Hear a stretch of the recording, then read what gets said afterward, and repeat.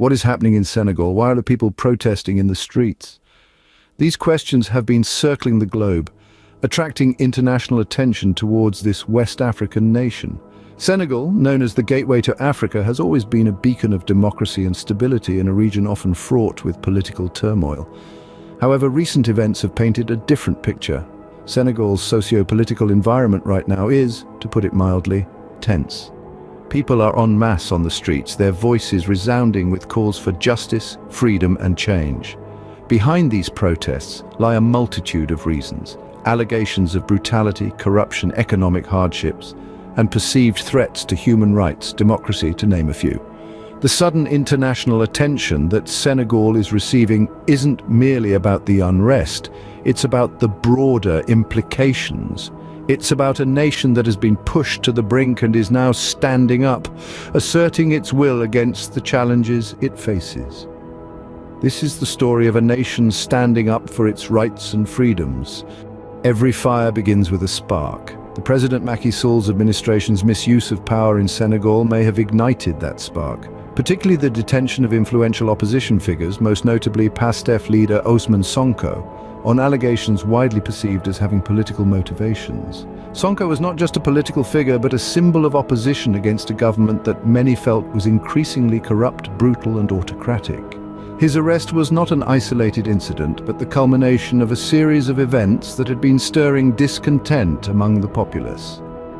The main source of the people's boiling resentment, which drove them onto the streets to air their dissatisfaction, was President Macky Sall's actions and treatment of the Senegalese.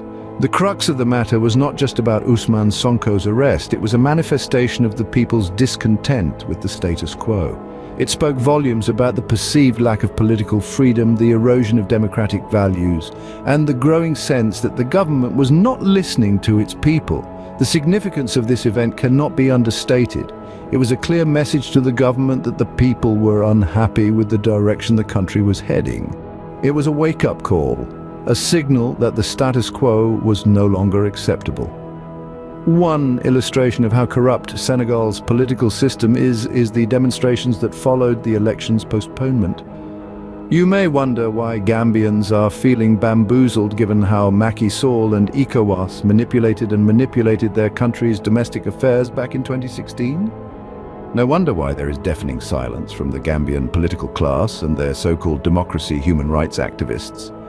They were a demand for change, a call for the government to listen to its people, to address their concerns and to uphold the democratic values that are the bedrock of any society. This incident was just the tip of the iceberg, hinting at deeper issues within the country's political and social fabric. It was a spark that ignited a fire that has the potential to bring about significant change in Senegal. Ripples turned into waves as the protests escalated. What started as a small spark of civil unrest soon engulfed the entire nation of Senegal. The initial murmur of discontent, sparked by the postponement of the February 25th election, spread like wildfire, reaching every corner of this nation. Across the country, from the bustling streets of Dakar to the rural landscapes of Tambacounda, people from all walks of life joined in solidarity.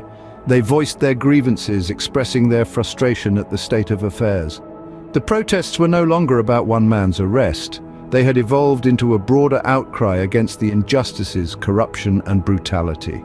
The government's initial response was one of self-preservation, perhaps underestimating the strength and tenacity of their citizens. They attempted to quell the protests with promises of investigations and reforms, but their words fell on deaf ears. The people of Senegal had heard these promises before, and they were no longer believe empty political statements. Then came the turning points that further escalated the tensions. The use of tear gas on peaceful protesters, the arrest of journalists and human rights activists, and the implementation of strict curfews. Each of these actions was like pouring fuel on an already raging fire, causing the protests to intensify. One key event that stood out was the March of a Million, where citizens across Senegal came together in an unprecedented show of unity and strength. This event marked a significant escalation, demonstrating the resolve of the Senegalese people and their willingness to stand up to authority, but with each escalation, the stakes grew higher. The government found itself walking a tightrope, caught between maintaining law and order and respecting the rights of its citizens. Meanwhile, the world watched, waiting to see how the Gambia's only neighbor would navigate its way through this crisis. The protests were not just about the election or one issue anymore. They had become a symbol of the Senegalese people's struggle for justice, transparency, and a better future. As the protests grew, so did the world's attention on Senegal. In the face of growing unrest, what was the government's response? As the protests surged, the government of Senegal found itself in a position that demanded decisive action. The initial reaction was one of dismissal, downplaying the magnitude of the unrest. However, the escalating intensity of the demonstrations soon demanded more than just mere acknowledgement. In an attempt to restore order, the government resorted to a series of measures. A notable step was the deployment of security forces across key cities. In some instances, the forces were instructed to disperse crowds, which often led to clashes. Curfews were also imposed, restricting movement during certain hours in an effort to limit the scale of the protests. Additionally, the government sought to stifle the flow of information, with temporary shutdowns of social media platforms reported. This move was ostensibly to prevent the spread of misinformation, but many saw it as an attempt to muzzle the voices of dissent. The government also engaged in dialogue, calling for peace and promising reforms. These promises, however, were met with skepticism.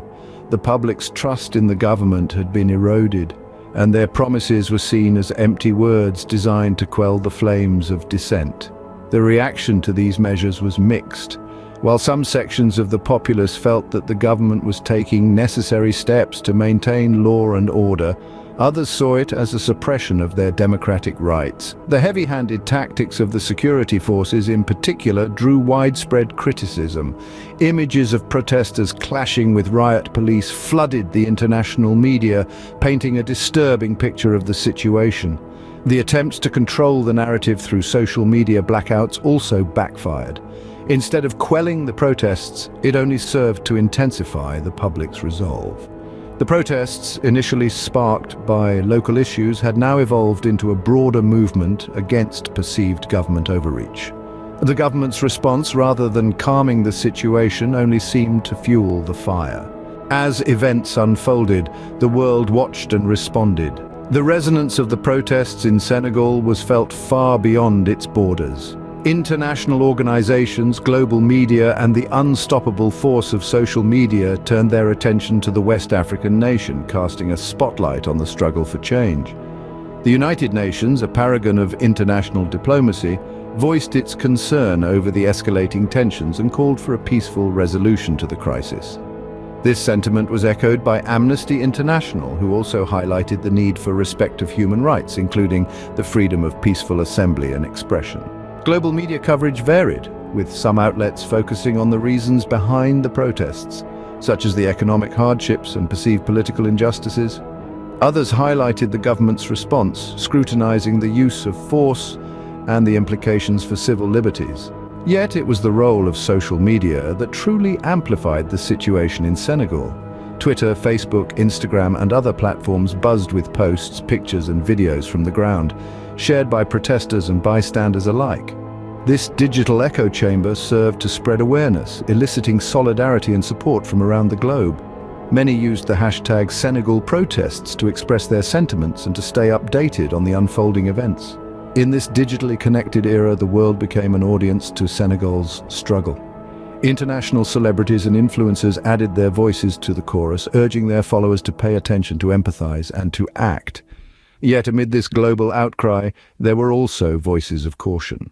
Some expressed concern over the potential for external influence and the need for Senegal to navigate its own path to change. This delicate balance between international support and respect for sovereignty is a challenging aspect of our interconnected world.